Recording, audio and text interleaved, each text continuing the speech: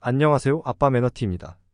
이번엔 마이크로 디스플레이와 머리에 착용하는 디스플레이 HMD 등의 웨어러블 제품을 만드는 코핀에 대해서 알아보겠습니다.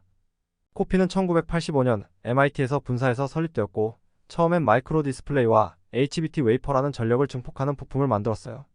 1997년에는 캠코더용 전자식 뷰파인더를, 2005년에는 디지털 카메라용 카메라 뷰파인더를 만들었는데 모두 세계 최초였고 1000만 대 이상을 판매했다고 합니다. 2004년에는 국방부에 조준경을 공급했으며 2009년에는 음성과 머리의 움직임으로 작동하는 골든 아이 플랫폼을 공개하기도 했습니다. 2017년에는 업계 최초 1인치 OLED 디스플레이, 2018년은 안드로이드, 윈도우 10 기반 최초의 음성 제스처 제어 웨어러블 골든 아이 인피니티로 CS 혁신상을 받기도 했습니다. 코핀의 목표는 경쟁사보다 더 가볍고 더 낮은 전력을 사용하며 더 얇은 광학 어셈블리를 만들어서 ARVR 및 메타버스 기술을 출시하는 것이라고 합니다. 코핀은 해당 분야에서 200개가 넘는 글로벌 특허를 보유하고 있으며 기본적으로 다양한 해상도의 LCD, OLED 디스플레이를 보유하고 있고 군사, 상업, 소비자 분야에 보유한 디스플레이를 이용한 제품을 공급하고 있습니다.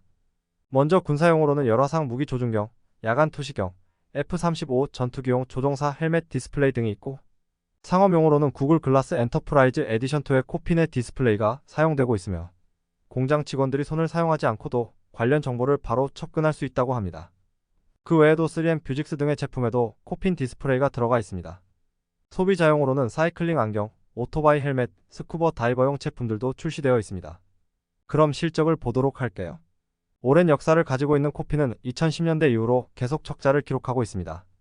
매출의 경우 2011년에 65밀리언 달러를 기록했으나 2012년에 크게 감소하게 돼요.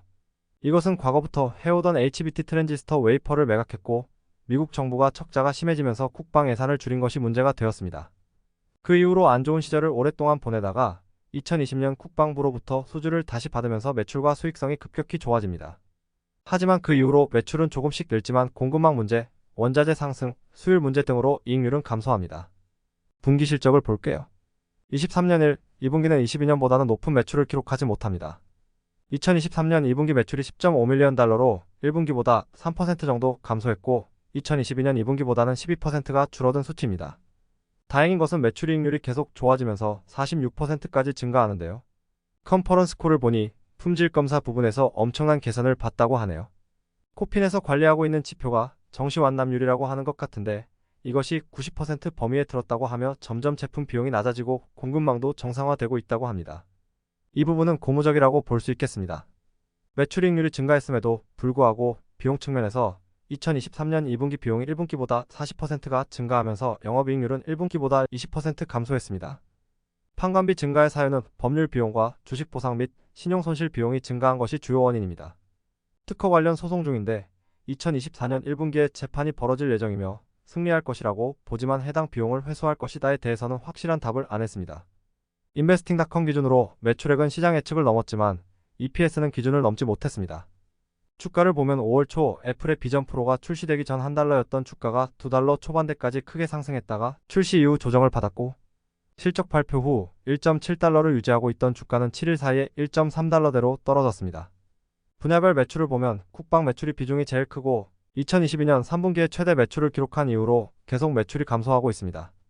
국방 매출이 감소한 것이 매출 하락의 제일 큰 사유고 이것은 열화상 무기 조준경 매출이 감소한 게 원인이라고 하네요. 나머지 산업, 소비자 매출은 큰 변화는 없고 연구개발과 로얄티 매출이 크게 늘었는데요.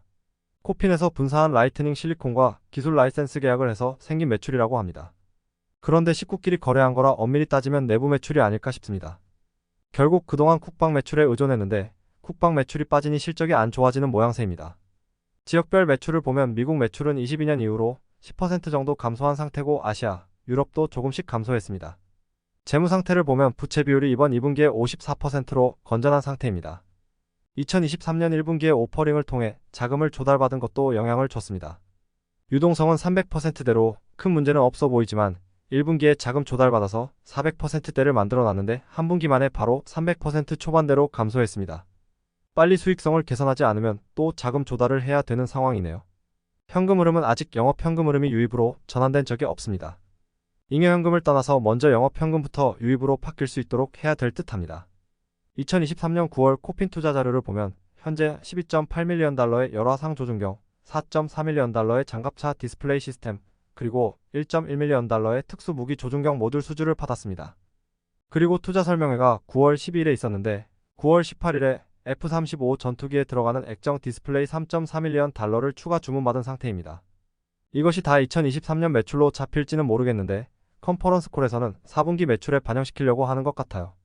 투자 자료에서는 마이크로 디스플레이 시장 규모가 2022년에 2빌리언 달러에서 2028년에 6빌리언 달러로 매년 20% 정도 증가할 것으로 보고 있고 AR/VR 시장은 2022년에 37빌리언 달러인데 2027년에는 114.5빌리언 달러로 3배 정도 늘어날 거라고 하는데요.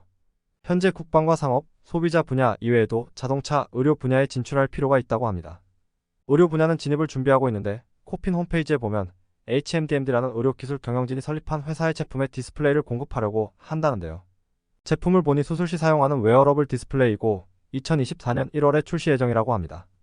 이 제품이 좋은 평가를 받으면 의료라는 새로운 분야에서 추가 매출을 기대해 볼 수 있을 것 같네요. 추가 소식으로는 이번 2분기에 MIT의 컴퓨터 과학 및 인공지능 연구소와 파트너십을 맺어서 AR 기능을 제품에 통합하여 현재 한계를 넘는 기술을 개발 중인 것 같습니다. 그리고 이번 6월에 초고위도 마이크로 디스플레이를 개발해서 기존의 장치보다 높은 밝기로 이미지가 더 또렷하게 보인다고 합니다. 솔직히 지금은 메타버스의 인기가 시들하면서 국방 매출 외에는 기대할 것이 없어 보이는데 2분기에는 그마저도 감소한 상황입니다. 컨퍼런스콜에서는 추가 주문으로 인해 3분기에는 매출이 2분기보다는 좋을 것으로 보이며 4분기는 그 좋은 흐름을 이어간다고 하네요.